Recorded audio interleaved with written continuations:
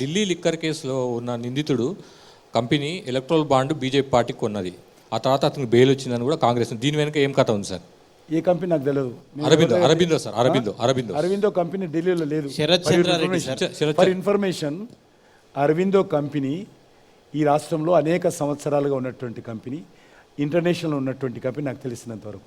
అది liquor case, దానికి సంబంధం లేదు. For your information. డైరెక్టర్ గా ఉన్నారా లేరా సార్? అరబిందోలో శరత్ చంద్ర రెడ్డి డైరెక్టర్ గా ఉన్నారా లేరా? తీసుకున్నటువంటి లేదు, అంతకు ముందే తీసుకున్నాం సార్. ఆయన లిక్కర్ కేసులో తేలక ముందే తీసుకున్నాం మేము.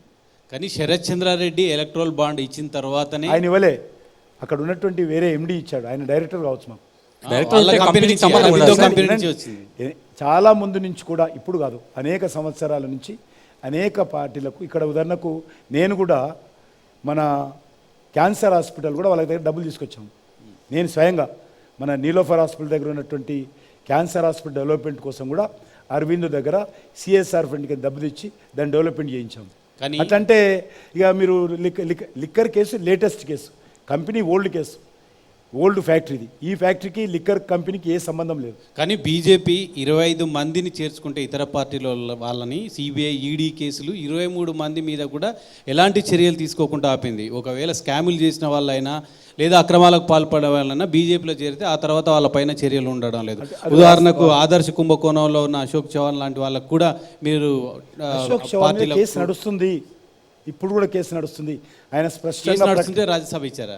ఆయన కష్టంగా స్పష్టంగా ఆయనే ప్రకటించాడు, నా కేసు ఏం కాలేదు, నేను కోర్టుకు వెళ్తాను, కోర్టులో ఫేస్ చేస్తానని చెప్పడం జరిగింది. కానీ ఎందుకు అంటే మీరు ఒకవైపు కేసులు పెడతారు, వాళ్ళని పార్టీ మేము పెట్టలే, చట్టపరమైన సంస్థలు పెడతాయి. మేము ఎందుకు పెడతాం? మీ ప్రభుత్వం కాదు, అది స్టేట్ గవర్నమెంటే సార్. కాళేశ్వరంలో భారీ అవినీతి జరిగిందని చెప్పేసి సాక్షాత్తు ప్రధానమంత్రి కూడా ఆరోపణ చేశారు.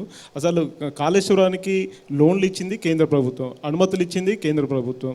మరి ఎక్కడ అవినీతి జరిగింది? ఆ అవినీతి ఎక్కడ జరిగింది? ఆ వివరాలు ఏమన్నా బయటపెట్టే అవకాశం ఉందా? ఏవైతే సెంట్రల్ ఏజెన్సీస్ కాళేశ్వరానికి లోన్స్ ఇచ్చారో వాళ్ళకి సంబంధించినంత వరకు ఆ లోన్లు తిరిగి రీపేమెంట్ చేస్తున్నారా లేదా అని అనేక రాష్ట్ర ప్రభుత్వాలకు, అన్ని రాష్ట్ర ఆల్మోస్ట్ మొత్తం దేశంలో ఉన్నటువంటి అన్ని రాష్ట్రాలకు వాళ్ళు అప్పులు ఇస్తుంటారు. అందులో పాటుగా తెలంగాణకు కూడా ఇచ్చారు.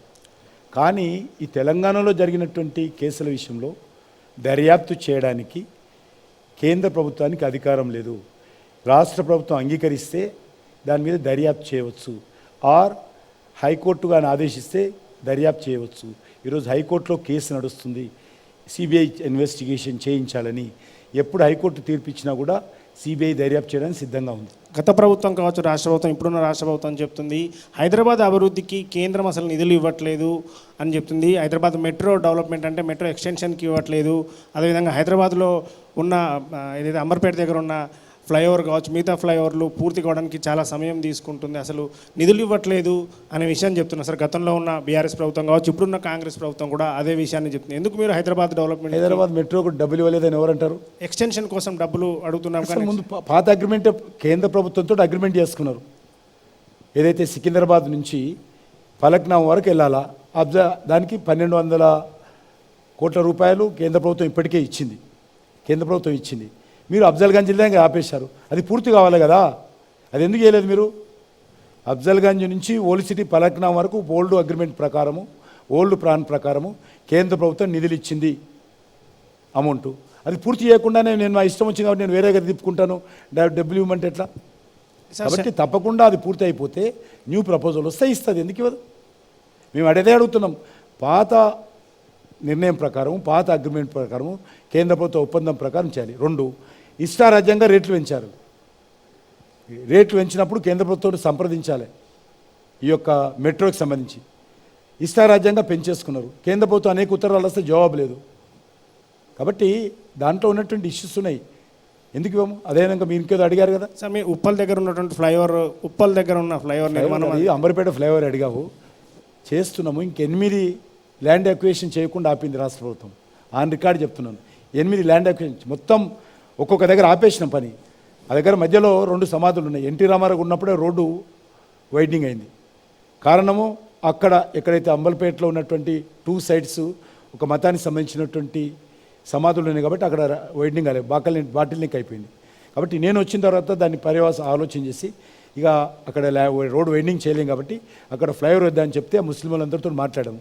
వాళ్ళందరూ పిల్లర్స్ ఒప్పుకున్నారు గోడ దగ్గర.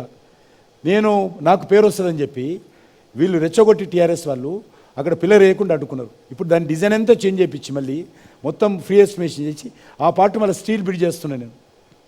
కాబట్టి ఇప్పటి కూడా ల్యాండ్ అక్విజిషన్ చేయకుండా రాష్ట్ర ప్రభుత్వం అక్కడ ఉన్నటువంటి బీఆర్ఎస్ నాయకులు కానీ కేటీఆర్ కానీ అడ్డుకున్నాడు. ఇప్పటికి కూడా ఇంకా 7 సైట్స్ ల్యాండ్ అక్విజిషన్స్ ఉన్నాయి. ల్యాండ్ అక్విజిషన్ ఇస్తే పూర్తయిపోతుంది. రెడీ ఉన్నాడు కాంట్రాక్ట్. ఆల్మోస్ట్ 60, 70, 80% పూర్తయిపోయింది. ల్యాండ్ అక్విజిషన్ చేస్తే అయిపోతుంది.